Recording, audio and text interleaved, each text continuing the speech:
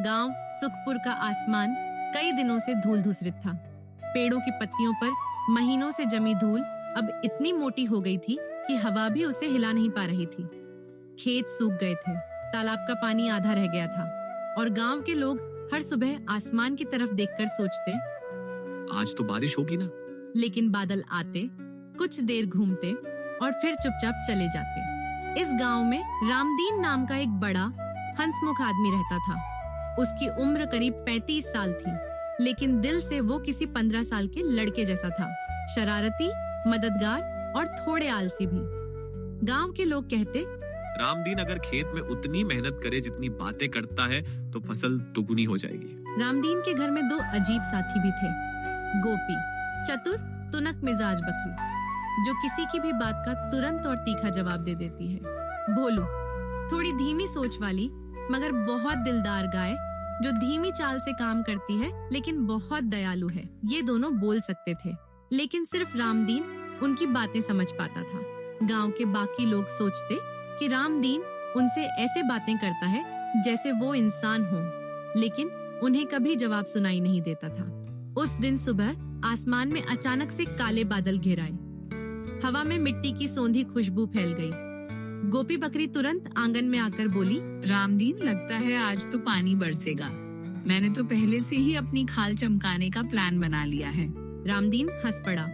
अरे गोपी, तू ऐसे बोल रही है जैसे गांव का सरपंच हो जो गांव का फैसला कर रही है। भोलू ने धीरे धीरे मुंह खोला और जम्हाई लेते हुए बोला, पानी आए तो आने दे, मैं तो यहीं खूंटे से बंधी रहूंगी, बस घास मिलती रहे। इसी बीच बिजली कड़की।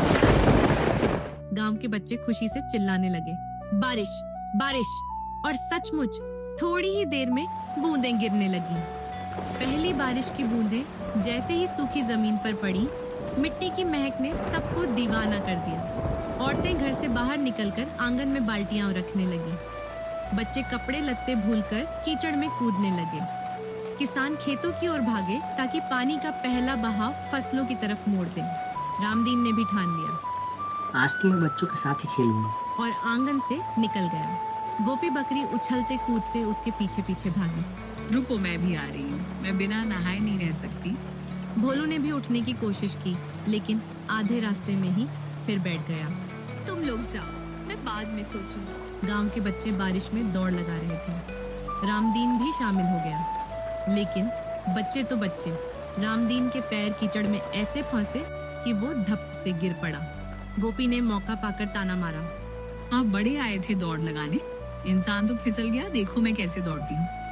और सच में गोपी इतनी तेज भागी कि बच्चे भी चौंक गए। एक बच्चा बोला, अरे ये बकरी तो जैसे घोड़े से भी तेज भाग रही है। रामदीन ने कहा, हाँ, अगर इससे हार गए तो पूरे गांव में हल्ला कर देगी। बारिश अब तेज हो गई थी। खेतों के किनारे से पानी बहकर गांव के तालाब में भरने लगा। जब सब मस्ती कर रहे थे, तभी रामदीन की नजर तालाब के उस पार पड़ी।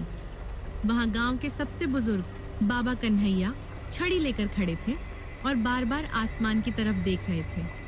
उनके चेहरे पर खुशी नहीं बल्कि चिंता थी। रामदीन उनके पास पहुंचा। बाबा, इतनी अच्छी बारिश हो रही है और आप इतने चिंतित क्यों? बाबा ने धीमी आवाज में कहा, रामदीन, ये बारिश सामान्य नहीं है। ये देखो, पानी का रंग बदल रहा है और इसमें मछलियाँ ऊपर आकर मर रही हैं। रामदीन चौंक गया। गोपी और भोलू भी पास आ गए। गोपी बोली, ये तो बुरी बात है, बारिश तो खेतों को जिंदा करती है, ये कैसे मौत बांट रही है। भोलू ने धीमे स्वर में कहा, मुझे तो लगता है ये कोई बड़ी गड़बड़ है। रामदीन के मन में अब सवाल उठने लगे।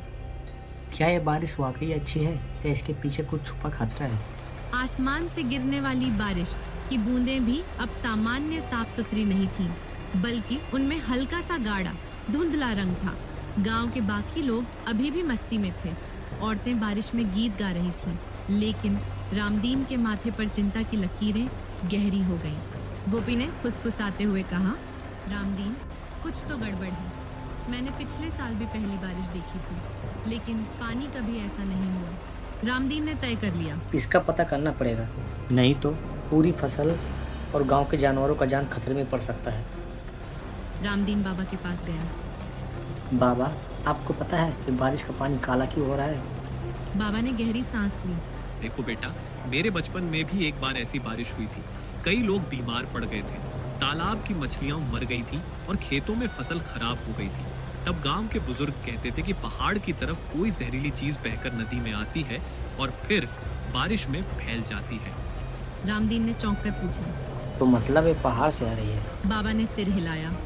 हो सकता है, लेकिन वहां तक जाना आसान नहीं है। घना जंगल, ऊंचे पहाड़ और बरसात का मौसम, ये सफर खतरनाक होगा। गोपी ने तुरंत कहा। खतरनाक हो या नहीं, हम जाएंगे।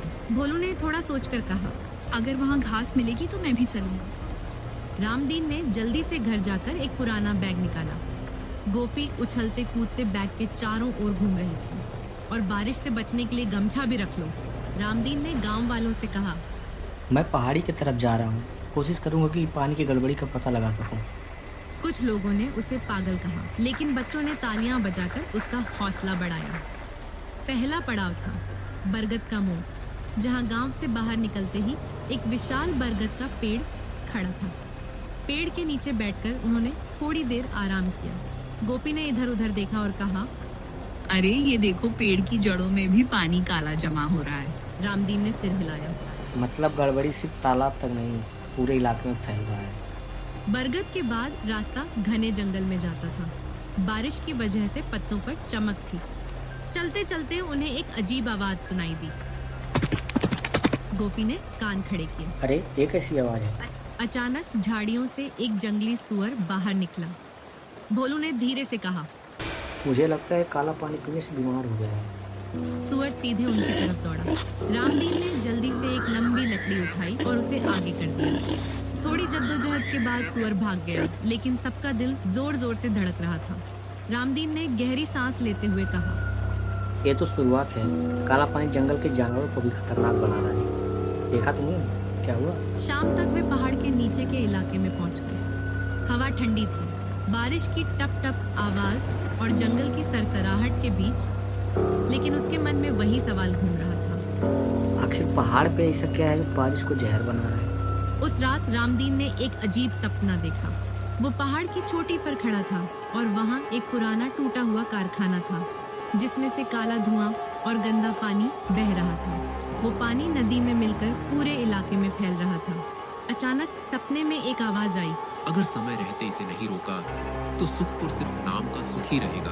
रामदीन नींद से हड़बड़ाकर उठा। गोपी और भोलू भी चौंक कर जाग गए। रामदीन ने दृढ़ स्वर में कहा, मुझे पता है अब क्या करना है। पहाड़ पे एक कारखाना है जो बारिश को विषैला बना रहा है।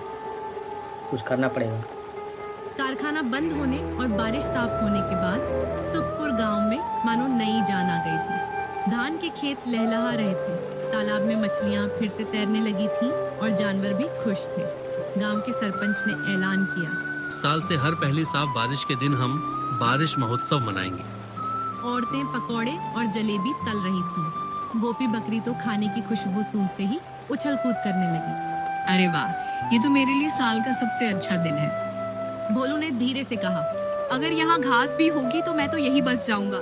जब सब हंस खेल रहे थे, तभी बाबा कन्हैया तेजी से आए।